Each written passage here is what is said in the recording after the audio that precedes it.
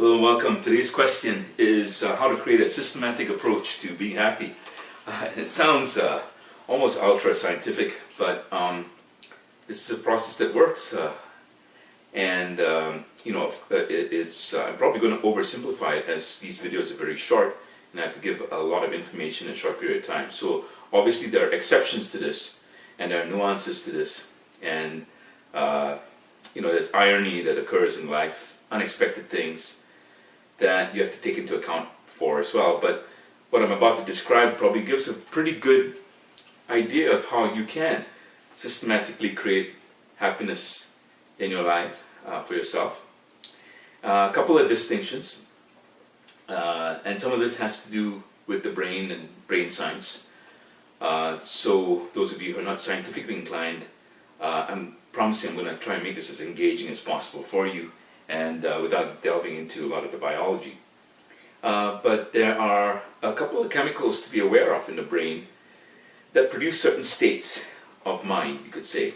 And one is dopamine, and another one is oxytocin, and of course there are other chemicals involved in this as well, but I want to talk mostly about dopamine and the difference of state between dopamine, what dopamine produces, and what you could construe as a more sustainable kind of happiness, what I call engagement, which is very different from what's most people consider pleasurable, perhaps. So the distinction, you could say, is really between having pleasure in your life, which is not a bad state, and actually being happy on a more consistent basis. And I think most people, well, if you dig deep enough, would probably prefer the latter, would prefer more happiness than just short-term pleasure. And of course there are exceptions to this rule. There are people who prefer pleasure than, consistent happiness. But having said that, dopamine is an interesting chemical in your brain. It's a neurotransmitter, neurohormone, but it's also a reward chemical. So when you feel like you're on track for something, if you see a red fruit in the forest, you want to go for it, and you're on track, you're going to eat. And dopamine creates a reward feeling or a pleasurable feeling so that you head towards the fruit and you eat and you survive. Dopamine is also, however, unfortunately, not the best chemical to have all the time, because when you have unfulfilled expectations, your dopamine levels tend to go down. So that includes people who plan, have unrealistic expectations, and they have big expectations and they fail to meet them. But it also tends to be something that's related with addictions. So people who are alcoholic, for example, you could show an alcoholic just a video or a picture even of someone drinking, and their dopamine levels will go up. So most people think that having dopamine, it's like a fantastic experience, and certainly it's, for a short period of time, it's really good. But you can't just keep having that dopamine experience. And most people who are addicted or have things that they use to give you that dopamine experience, whether it's working hard from time to time, or yelling, or even being angry sometimes, or other addictions like sex or drugs or alcohol, and the related addictions like I said, working hard, or the work addiction, or addicted to your family, those kinds of experiences are usually short-lived. They are not sustainable. Now again, I want to emphasize, I'm not criticizing pleasure in any form. I think pleasure has its place, and different people have different expectations of pleasure and happiness, and I'm not trying to say that, but if you're committed to having a more sustainable kind of happiness, then you got to look beyond the dopamine. You got to look beyond just getting the short-term release. So most people, for example, go for the short-term joys, which include the weekend. They're weekend warriors, and then they work like crazy during the week. And you have variations of that. And you notice that most of those people, not all, but most of those people are very deeply unhappy. mostly because there's no sustainable happiness in their lives. There's nothing that's keeping them engaged, and that's the key word, is keeping you engaged in something. That keeps your mind stimulated, that keeps you on the edge of something, it keeps you challenged maybe a little bit, right? So that's the world of pleasure, and this is the world of engagement that I'm about to talk about, which has to do more with the long term. It has to do with not just being addicted to the short-term joys or the short spurts of joy that you have, but really willing to suffer a little bit in the short term. You could say suffer in a sense, being willing to be challenged a little bit, being willing to be disciplined a little bit, to have something that's more sustainable in the long term. An example of this, I'm sure a lot of you can understand this, is when you really enjoy something, sometimes even when it's challenging. It could be art or a hobby, or something that you do in your spare time. It could be writing, it could be your sports, it could be, I have a friend of mine who likes to fight these simulated wars with other friends with, blunt swords, and they do this very often, and they dress up in medieval regalia, and they go out and do this, and they're completely into it. And it takes a lot of work and energy, and it's tiring, and it's struggling just to get to the location. Sometimes be very remote. It takes a lot of work. It's a lot of short-term suffering for long-term joy. And most of what's sustainably happy, you could say, or provides sustainable happiness, requires some of that kind of discipline and a willingness to look at challenge. So what is the systematic way of creating this more sustainable way of happiness? This is from the work of Dr. Mihai Csikszentmihalyi. I'm not going to attempt to spell out his entire name, but he's a Hungarian scientist who has researched happiness and what's called flow or positive psychology now for, must be more than 40 years by now. And he describes one access to getting to this, to note the relationship between challenge and skill. So what is the process? Well, let me describe the distinction, and then I'll share a little bit about the process that I use in my coaching.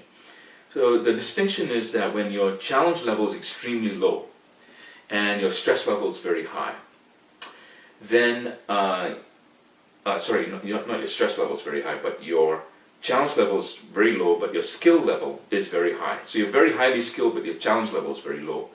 Then you're probably going to be very bored. It's like a PhD person with a PhD working in a very menial job, right? You'll be very bored.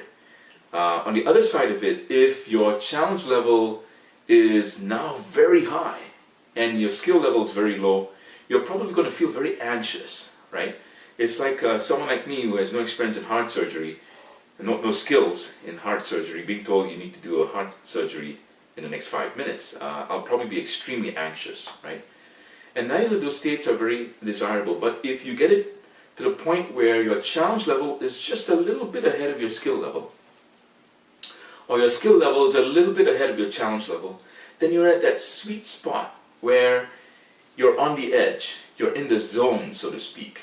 And athletes know this because if you're bored, you want to head towards that spot, because sometimes boredom can be very challenging. Certainly not a happy state. Neither is anxiety, of course. So what we try to do with our clients is to, if they're in an anxious state, to try and reduce the challenge level a little bit, and then start increasing the challenge and the skill to educate them, train them in whatever skills they're missing. And then, like I said, as they get better in their skills, increase the challenge until they get to the sweet spot. And then keep maintaining them at that spot as best as you can. It's never perfect. It's never perfect. That's the nature of life.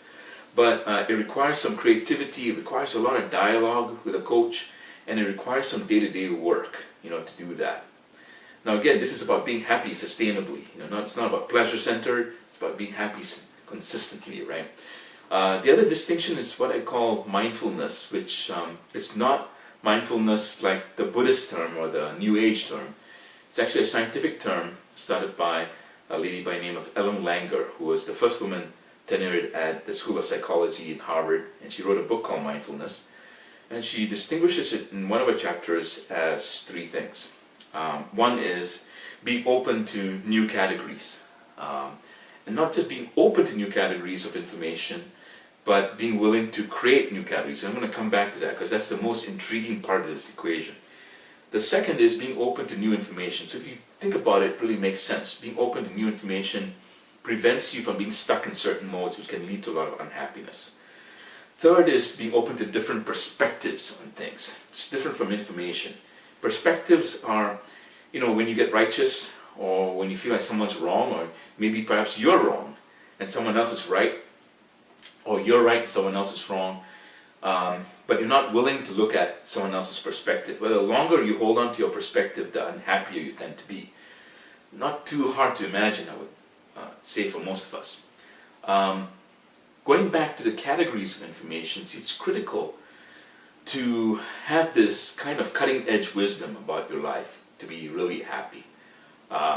It doesn't mean that you're going to have a hunky-dory life all the time, because then you're going to be probably quite bored, On the other hand, of course, if you're always over-challenged and trying to do everything the last minute, then, that's too much anxiety. So what does this new category of information provide? Well, if you're looking at all categories of information are different possibilities, right? And the more possibilities you have, the more options you have, I'd say, I assert, in fact, the greater your freedom.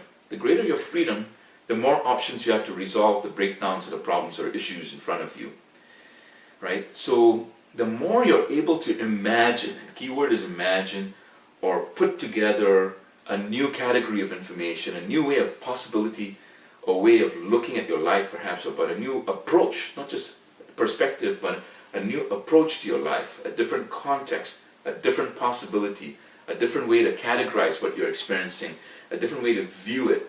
The more you can apply your imagination to that, the happier you are. So how can I put this together in a systematic way? Well, partly, you'd have to do a free consultation with me, and I'm not trying to be weird about this in any way, or oversell my products or my services.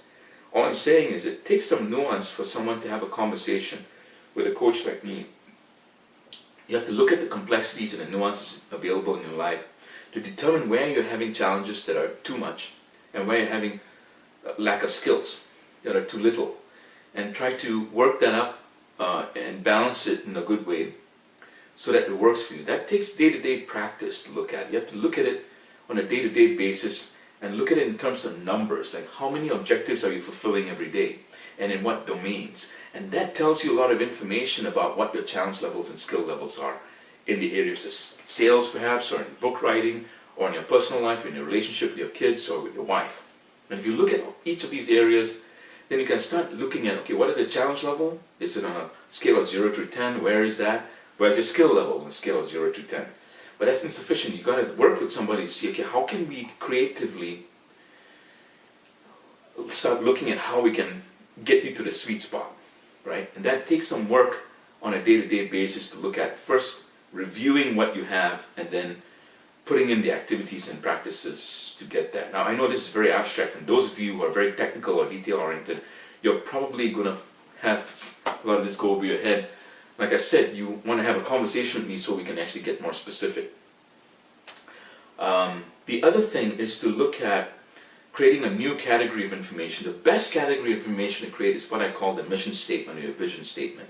If you figure out what your mission statement or your vision statement is, and you are refining it again on a daily basis, and you're working in dialogue with someone like me as a coach, who's skilled in looking at different nuances and understands you probably better than a lot of other people do, then you start putting together a mission statement or a vision that for you is authentic and draws you forward and enables you to not be distracted by all the things that tend to distract most unhappy people. So, once you have a mission statement that's so powerful like that, so strong and compelling, it'd be very hard for you to be distracted. You may be unhappy and challenged quite a bit, but on the other hand of that, you're probably going to be a lot more happier.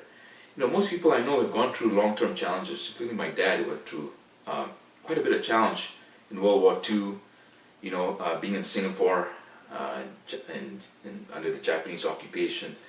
He saw quite a lot of crazy stuff. But the way he talks about it, or he talked about it until he passed away, uh, was one of fond remembrance, but also a lot of deep sense of pride. Like you really been through something that was engaging, and truthfully, in the long term, probably contributed to a lot of wisdom and dare I say, some happiness for him, or a sense of flow, which most people don't have. See, who tend to avoid dealing with challenge, or tend to avoid looking at different possibilities or different ways of perceiving, or different information that you need to look at. So I hope that makes a difference for you. And again, like I said, if you have more questions, feel free to, particularly for this video, feel free to connect with me and set up a free consultation. And I look forward very much to working with you in the future. Take care.